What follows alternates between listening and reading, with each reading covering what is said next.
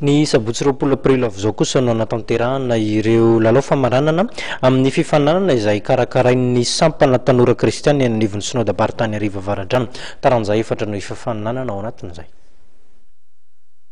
Taranja pantanjatena efatra no karakarain'ny anivon'ny Sampana Tanora Kristiana avy amin'ny Synodam-paritany Iarivo Avaradrano ny asabotsy roapolo Aprily ho avy izao dia ny basketball ho an'ny lehilahy sy ny vavy, ny baolina kitra, ny volleyball ary ny tsipy kanety be.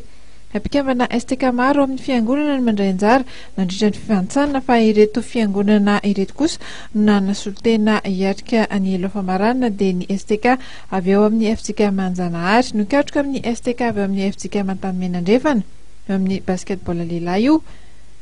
Eo amin'ny vehivavy kosa dia ny STK avy eo amin'ny fiangonana ireo ihany koa no hiatrika izay famaranana izay. Fa amin'ny taranja baolina kitra dia ny STK avy eo amin'ny FJK Atsinanantsena no katroka amin'ny avy eo Anjanahary ary ho an'ny taranja volleyball dia ny avy eo Anjanahary ihany koa ifanandrina avy eo amin'ny STK Katifotsy ary ny avy eo Andravoangy Fivana kosa no anao ny fifantsana sady famaranana avy hatrany.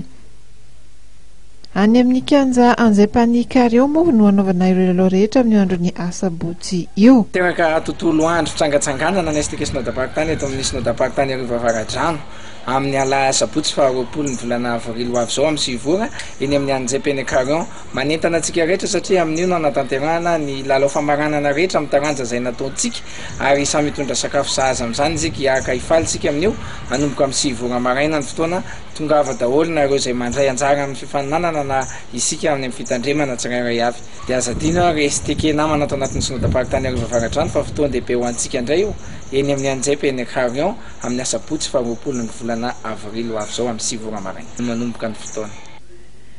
Fantatra ary fa dia mpikambana STK rehetra avy eo Iarivo Avaradrano no asaina natrika izay tontolo andro fialamboly izay amin'ny asabotsy io. Marihana fa izay tavavoaka mpandresy ihany koa no solon-tena ny STK Synodam-paritany Iarivo Avaradrano amin'ny fifaninanana nasionaly izay atao any Toliara ny volana septambra ho avy izao.